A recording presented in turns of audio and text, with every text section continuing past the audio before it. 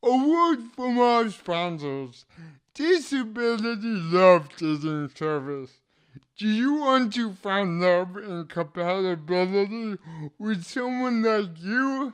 Then join Disability Love and start searching people with the same diagnosis as you for free. We match you based on 87 medically intrusive questions to find your perfect body match.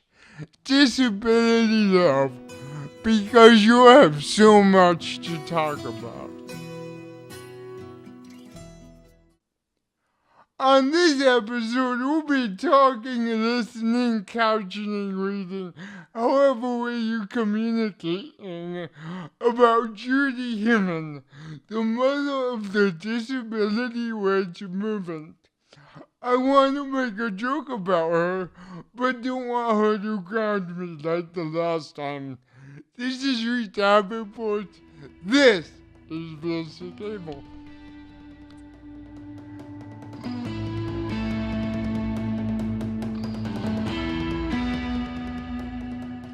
I was at a conference last year, and I met this guy who had lived in D.C. I told him I used to live there and about this podcast. And he said, "Oh, I have this great story for you." He said that he used to take the bus to work, and every morning there was a woman who used a wheelchair on the same route as him.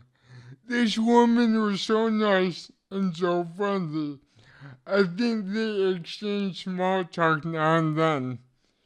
He said one day he was walking past the Smithsonian Museum of American History, and on its massive steps leading up to its entrance was a portrait of his bus pal, who was of course the legendary Judy Heumann. Judy Heumann sued New York City for the right to teach in the late 1960s, formed Disabled in Action in 1970, helped orchestrate a 28-day sit-in at the San Francisco office of the U.S. Department of Health, Education, and Welfare, the longest federal building occupation in U.S. history. She has served under Presidents Clinton and Obama, was the first Disability and Development Advisor at the World Bank, and is currently a fellow at the Ford Foundation. I will continue, but my computer has just literally ran out of bullet points. God damn it, Judy.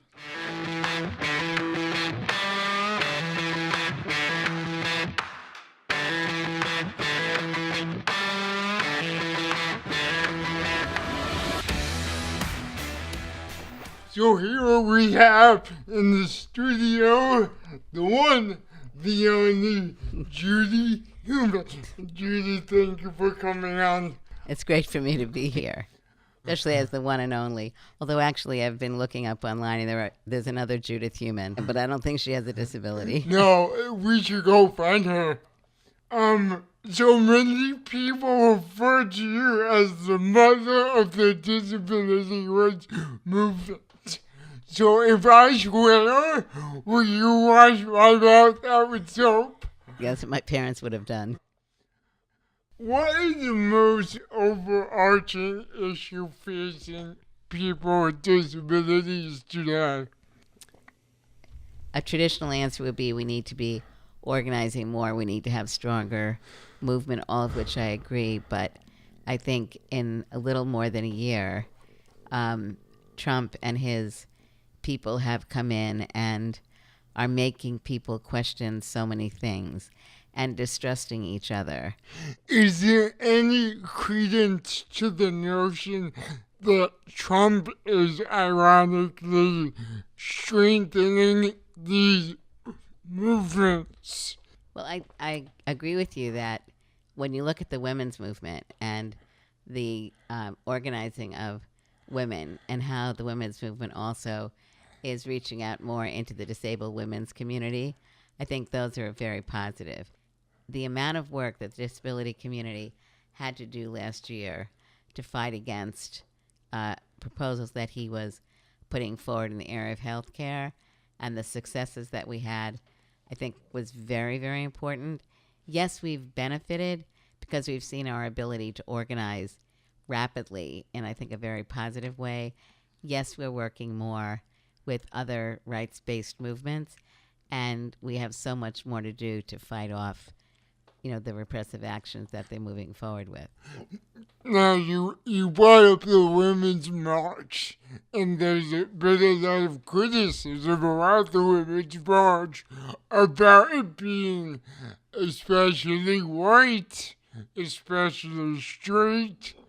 Do you kind of see the same issues within the disability community?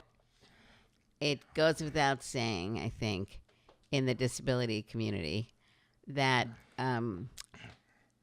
people from different racial, ethnic, and religious backgrounds are beginning to have their voices heard more than in the past. I think the movement had been in the past very white. People who have similar problems gravitate together and they work with people they know. And so some of the issues in the communities of separation and segregation also, I think, has had an adverse effect on being able to bring groups together who didn't on a regular basis break bread together.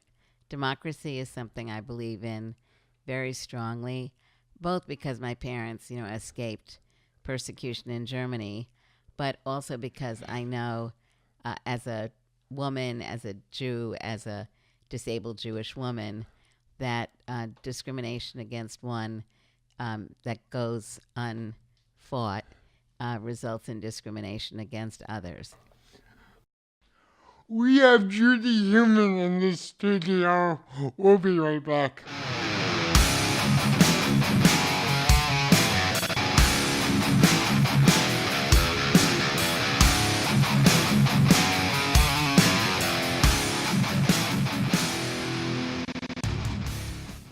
And now for another installment of No, Don't Do That. Your favorite famous Temple Grandin. You see a woman in a coffee shop wearing an artistic and proud t-shirt. Surely you think she loves Temple Grandin as well. Should you approach her and start a conversation about the film? No, don't do that.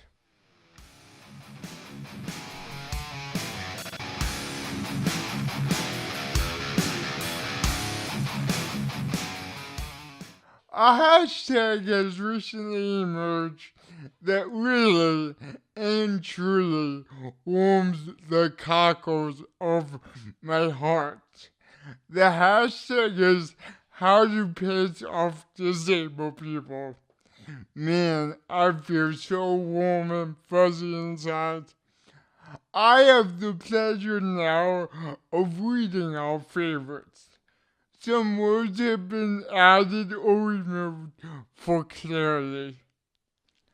Alice Rowley tweets, when a person says, at least your legs don't get tired from walking around, you get to just sit. Alice responds, bitch, you hop in a video wheelchair and navigate uneven sidewalks all day, then get back to me about how your hands, arms, and back feel. Teal Sure, who is the star and creator of the web series My Gimpy Life, tweeted, putting your hand on my head while I'm grocery shopping and praying to God to heal me. I guess it didn't work for Teal. team in Nord Airport. We're taking your blonde white can away from you. No offensive weapons on the flight. Me, fine, but you'll need to replace it and provide me with someone to guide me around the airport. You can keep your white stick.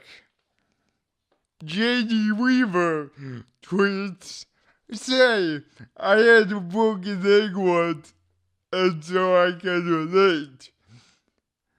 I ate broccoli once doesn't mean I'm broccoli.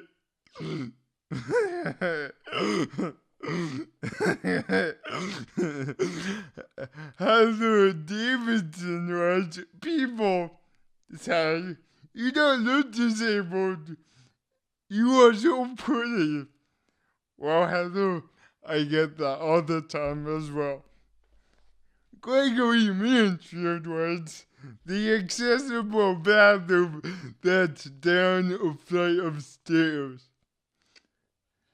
It happens more often than you think. Wow, I feel better, don't you guys?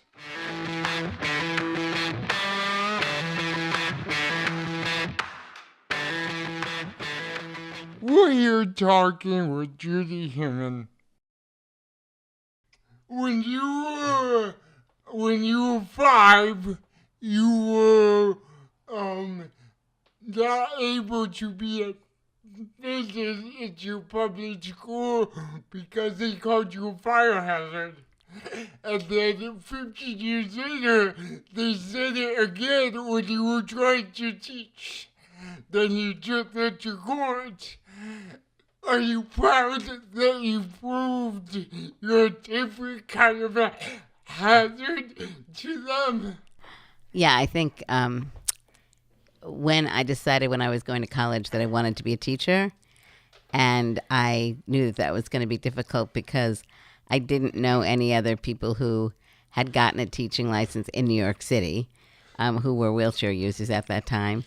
So going to court, and basically the Board of Education settled out of court. We had the first African-American female judge, Constance Baker Motley, and so she kind of reprimanded the Board of Ed and said, I strongly encourage you to do a review of why you just denied Miss Heumann her license. And they did, and I got my job.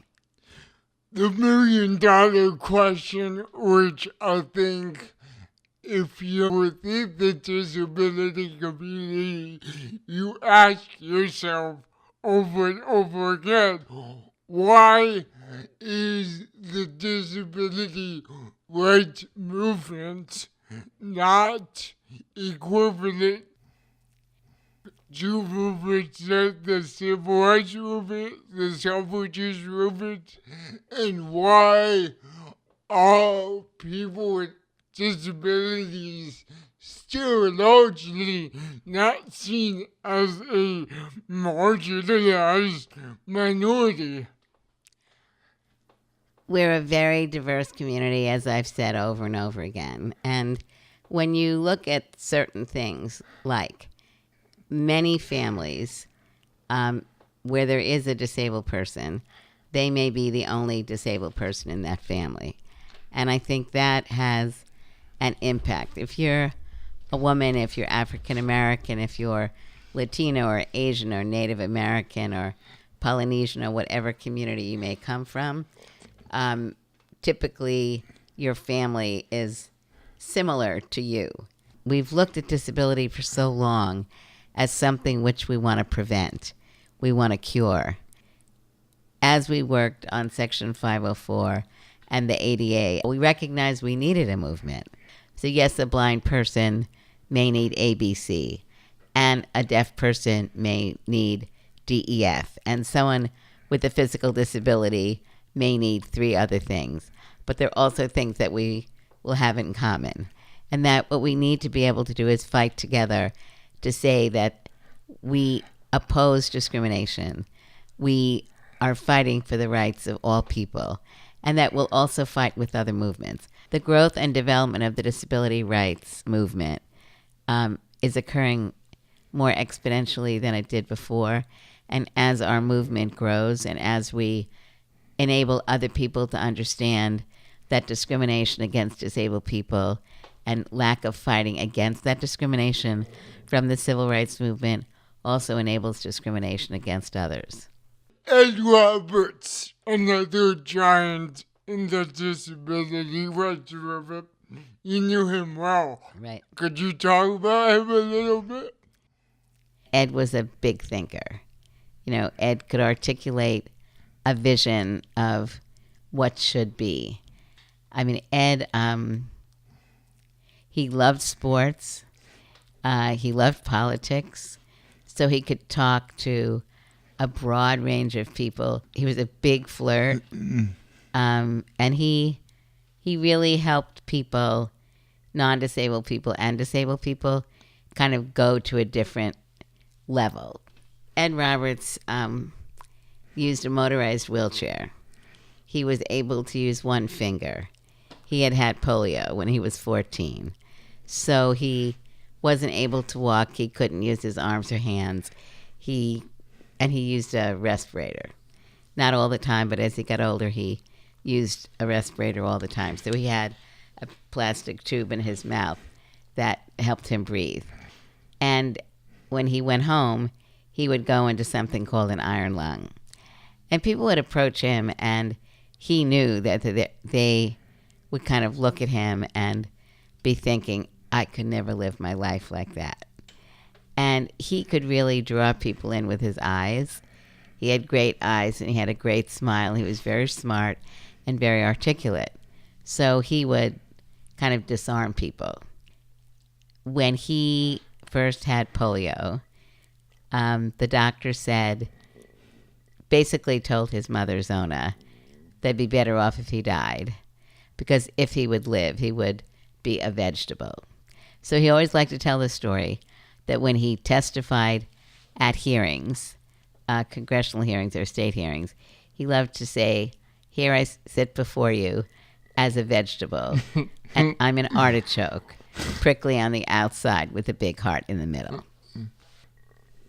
He was willing to fight the system when he believed in something. And so when he became the director of the Department of Rehabilitation in California, when Jerry Brown was governor the first time, he did things that the federal government, for example, said were not permitted. So he used a certain part of funding from the federal government to set up 10 centers for independent living in California. And he identified a couple of other state directors who didn't have disabilities, who were interested in the whole concept of independent living. And so, like Ed had done here in California, they also used some of the same monies that the federal government was saying couldn't be used to set up CILs. So Michigan and Massachusetts used some of their money the same way Ed had. So we saw the development of centers for independent living in 3 states before the federal government had gotten involved at all. Okay, rapid fire time. Better boss, Bill or Barack? Kind of can't compare because of my jobs. They were equally good. Brooklyn or Berkeley? Brooklyn. ADA or 504? 504. Pancakes or waffles? Pancakes. Judy Heumann, everyone. Thank you so much, Reid. Thank you. I look forward to doing this again. Awesome.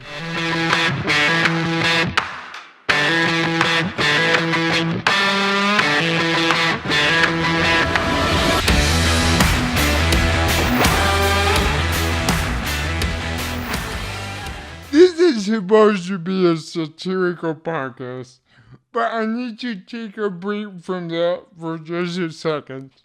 Please bear with me. I am constantly reminded that I stand on the shoulders of giants, whether it's my access to education, employment, or just living my life. One of these giants appeared on my show today, In the 60s and 70s, when Judy Heumann began her quest for equal access, there were very few, if any, giants for her to stand on. But she nonetheless cleared a path. Judy Heumann should be a household name in the U.S., mentioned in the same breath as the Susan Sontags, the Harvey Milks. How will we know where to go when we don't know from where we came? But the essence of this episode is not about the wrongs of the world. This episode is about realizing your ability to make those wrongs right. Because this episode is about Judy Heumann.